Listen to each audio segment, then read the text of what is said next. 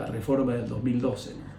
Bien, saliendo de esto, también me parece un tema importante en esta cuestión, el tema de los delitos contra la vida, que hemos discutido mucho el tema de la muerte por piedad y el suicidio asistido. ¿Y esto por qué?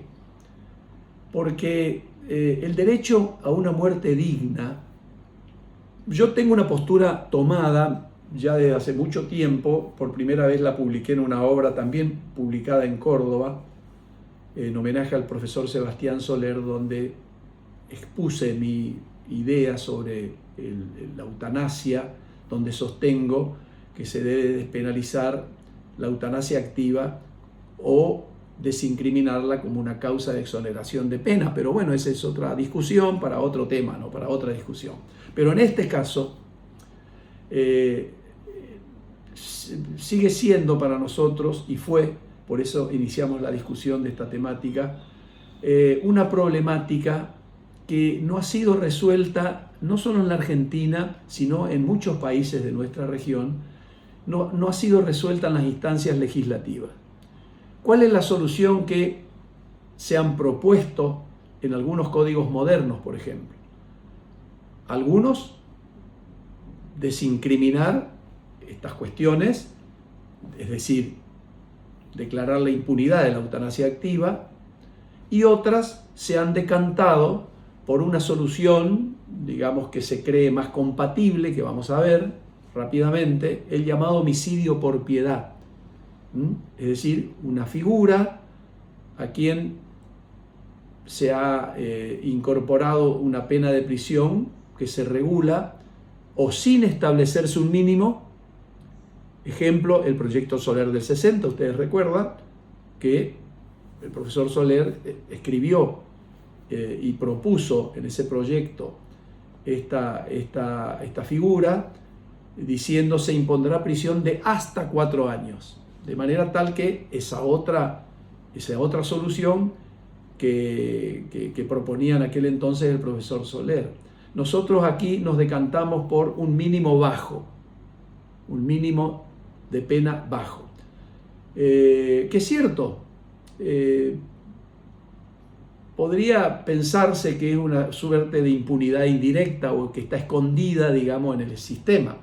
Pero bueno, lo han hecho otros códigos de la región, como el del Perú, por ejemplo, ¿no es cierto? Pero insisto con esto, nuestro anteproyecto se inclinó por una solución punitivista, digamos así, aunque con un mínimo bajo. Por ejemplo, les digo expresamente, en el artículo 81.4, se impondrá prisión de 3 a 6 años, al que por sentimiento de piedad, pedido serio, etcétera, etcétera, esas cuestiones que ustedes ya conocen, el que sufre una enfermedad incurable o terminal, etcétera, etcétera, ¿no es cierto?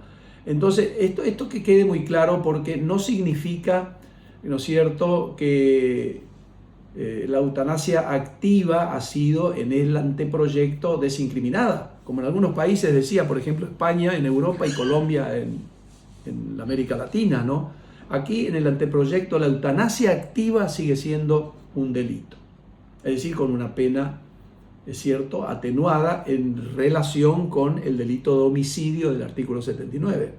Y bueno, aquí la figura que proponemos, ¿no es cierto? Y también entendimos y entendemos que esa dicotomía que se da entre la vida y la muerte de una persona, yo creo que, claro, que plantea cuestiones muy difíciles de resolver, ¿no? Y tal vez sean soluciones tal vez más plausibles o más justas, no sé, que provengan de otras instancias, la ética, la religión, la filosofía, etcétera, pero debe tener, me parece a mí, una respuesta normativa, ¿no?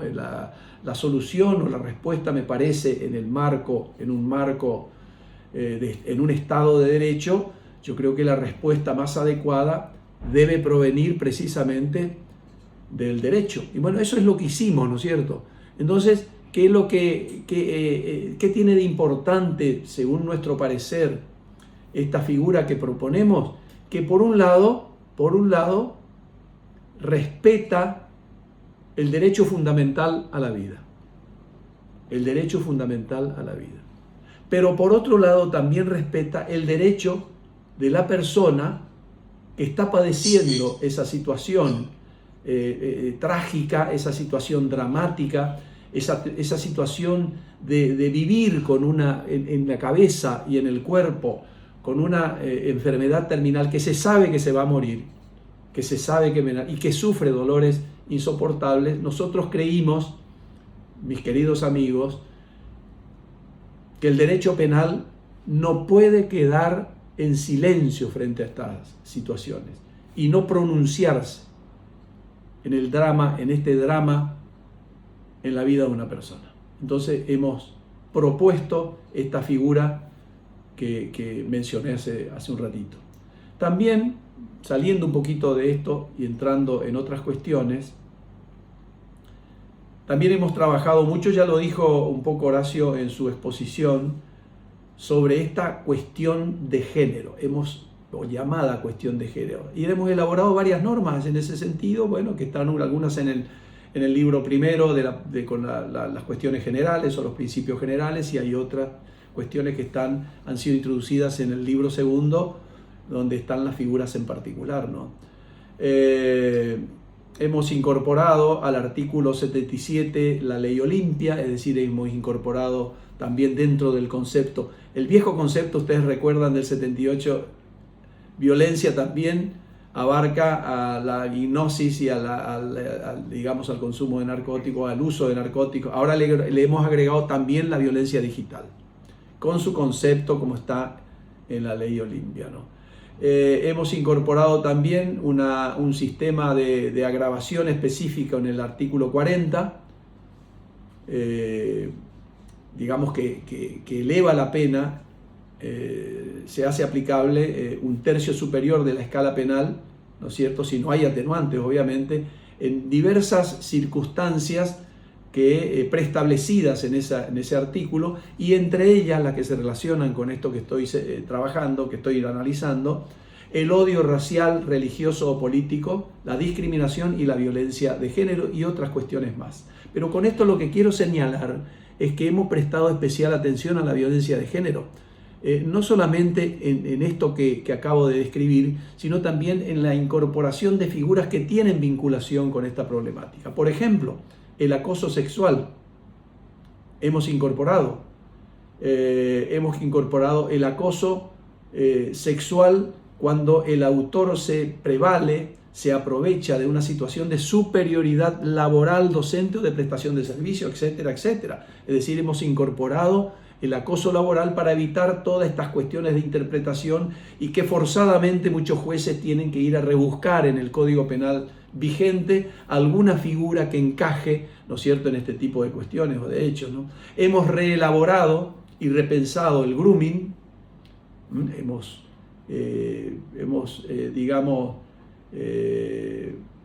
descrito al sujeto activo, al autor, como una persona mayor de edad, claramente, y le hemos agregado, ¿no es cierto?, entre comas, por cualquier medio y de cualquier modo. Es decir, ahora, que es algo que yo también, en el libro mío sobre el delito de grooming, que escribí ya hace unos años, con motivo de esta reforma, por supuesto, del 131, dije, pero ¿en qué se diferencia el grooming por vía cibernética o por vía informática de aquel grooming, llamémosle así, o de aquel acoso, o de aquella mirada, digamos, esa mirada pícara o un poco más, de aquel que digamos, deambulaba por las escuelas, en las plazas públicas, mirando niños y niñas, etc.?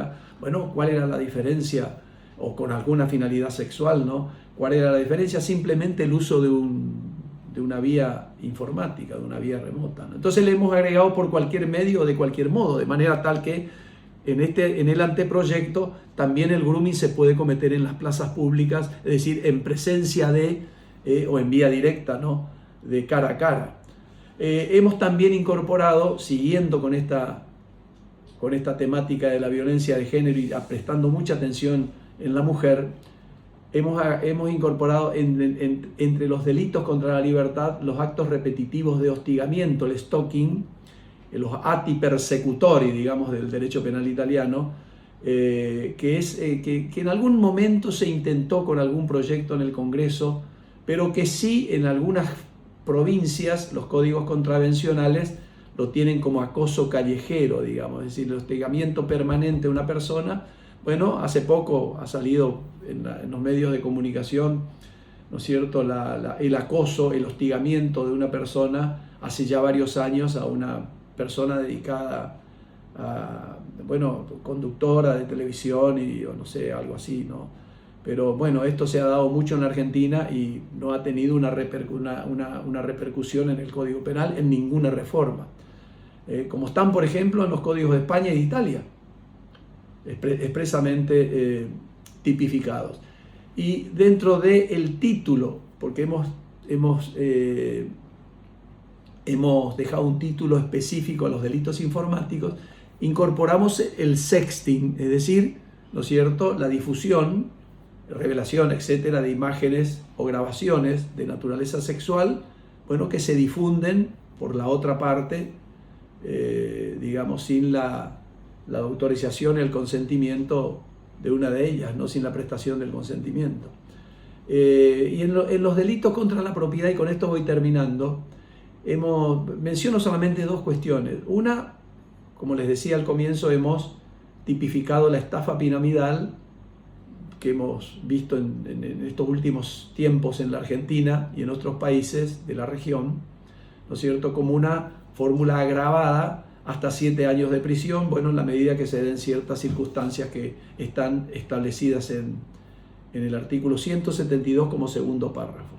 Y en el artículo 185, donde está la fórmula de regulación de la exención de pena, es decir, de una excusa absolutoria, bueno, lo que hemos hecho, esto es algo que yo también he criticado en mi libro sobre excusa absolutoria y delitos patrimoniales, he criticado mucho, que he dicho en el sentido de que el artículo 185 del Código Penal se ha vuelto inconstitucional con la reforma del Código Civil y Comercial de la Nación, ¿no es cierto?, porque no ha incorporado o no abarca, no tiene por qué haberse incorporado, ¿no?, sino más bien no abarca, no comprende a las nuevas formas o modalidades de familia que están establecidas hoy, ¿no es cierto?, en el nuevo Código Civil y Comercial. Bueno, es algo que hemos reformulado, hemos estudiado este tema, se ha hecho, bueno, han aceptado mi propuesta y estas críticas mías, y hemos incorporado, ¿no es cierto?, a todas estas nuevas formas de familia, ¿no es cierto?, que el delito cometido, hurto, estafas y defraudaciones o daños en el ámbito familiar,